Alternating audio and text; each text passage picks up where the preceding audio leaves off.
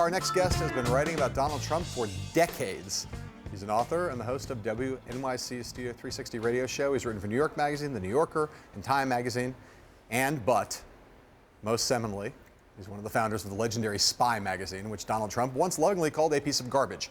Here to talk about the election of his bête noire, we're joined by our friend, the great Kurt Andersen. Kurt, great to have you here. Hello, John. Happy to be here. I know you are horrified by Trump's election, but are you totally surprised? Well, it's interesting, the revisionism that's going on in my own mind as it happened.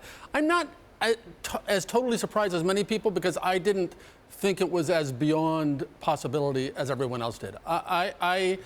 When he decided to run, I was already in the middle of a book, essentially arguing that America had evolved over the last hundreds of years to a place where a thing like Donald Trump could happen.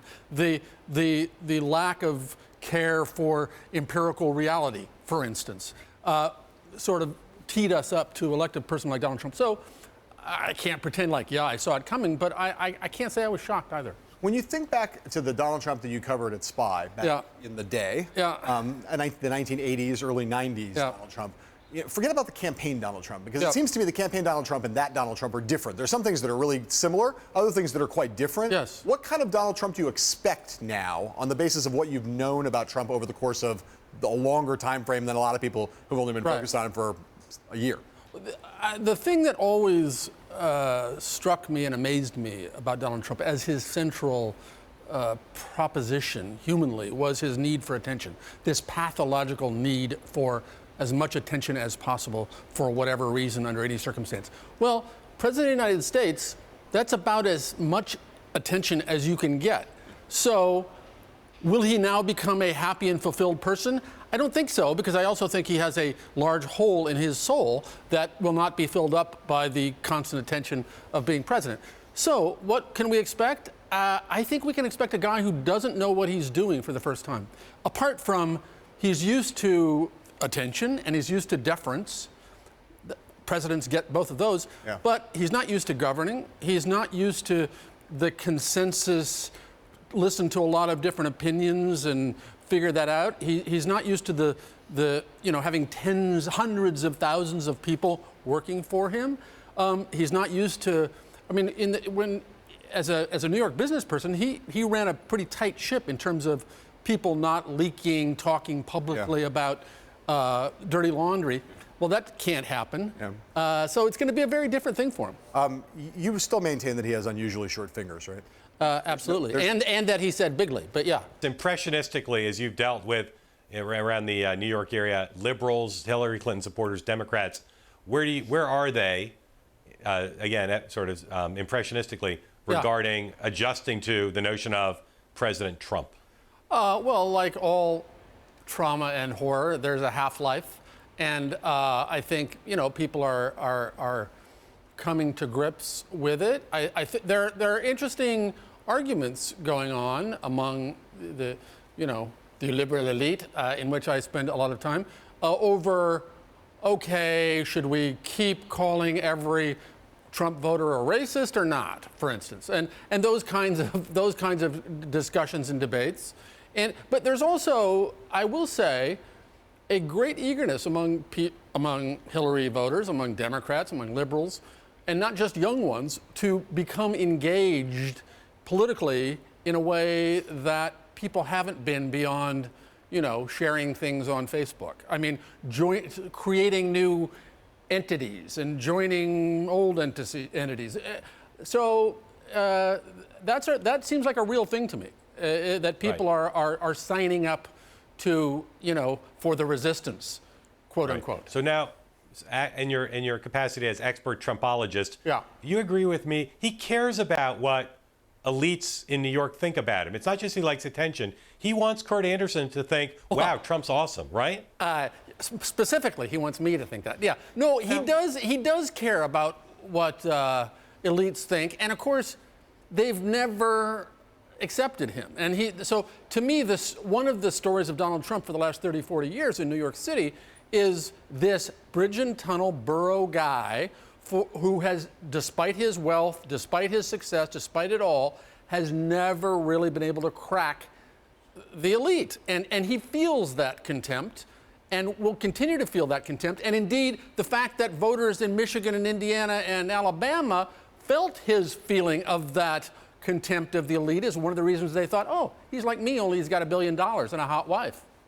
Right, but so do you think it's possible that when he's negotiating with Republican conservatives in Congress, that he'll think, well, this might be good for a working class voter in Indiana, but Maureen Dowd won't like it one bit? Well, but I think it was, again, it depends on the audience and the moment and who he's trying to get over at a certain moment. That New York Times meeting was very telling. Oh, I think you're going to like what I do on the First Amendment. I think you're going to like what I do with climate change. Well, so we'll see how passing and glancing that is, or if that's what he had to say that hour in order not to have it be uncomfortable, or if he wants a more meaningful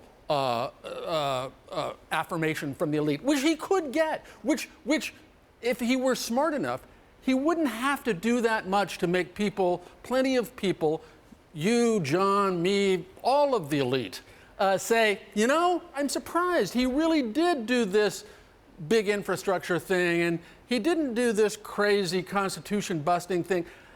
It wouldn't require very much move to the center sane precincts for him to get the credit that he has always craved.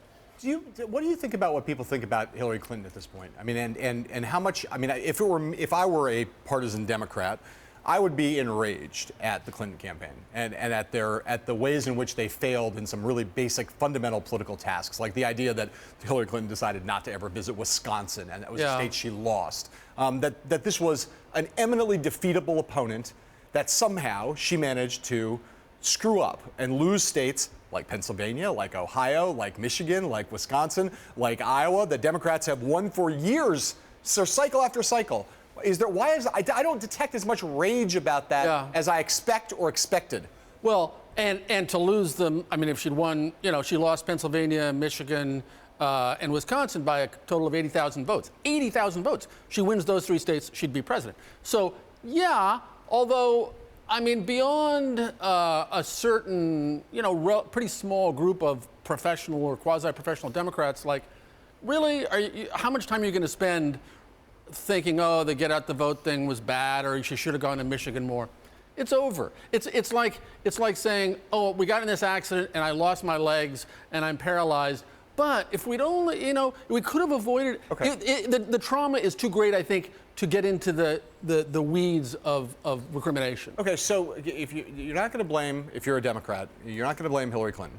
But you want to sign up to try to join the resistance, right? Yeah. Presumably you also want to try to rehabilitate the Democratic Party and figure out why it is that the Democratic Party has presumably I assume there are a lot of liberals out there who their attitude is this is what I should be doing, right? We should be making a party that can win state houses, that could win back the Senate, that could win the House, and that could win the presidency, none of which we currently control. Right. So what's that thinking? Or are they all turned off? I mean, in your experience, are people turning away from the Democratic Party? What's the view in the wake of Trump about that? Again, I've never considered, I never would have put Democrat high in the list of things I consider myself. Right, so, but you spend a lot of time with a lot of Democrats. I do. I think a lot of people, I think the love for Barack Obama, which is continuing, I think has made a lot of people feel like sort of Obamaites, which is a preferable brand to being a Democrat.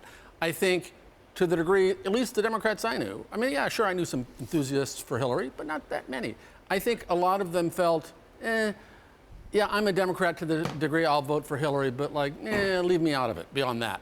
So, and then young people, my children, my millennial children, they are appalled and freaked out by President Donald Trump, but they're not thinking necessarily, I'm going to go in and change the Democratic Party. Now, they were also Bernie Sanders' primary supporters and remain so. So that battle between, essentially the Democratic Socialist part of the Democratic Party and the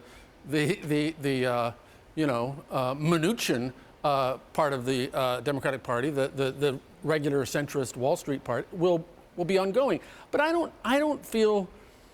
I guess in the same way, it's not the same way that the Republican Trump base rejected the Republican establishment, but it's analogous. I don't think there's that much. There's just like there's not the anger, but there's not the I am jazzed to fix it. Yeah.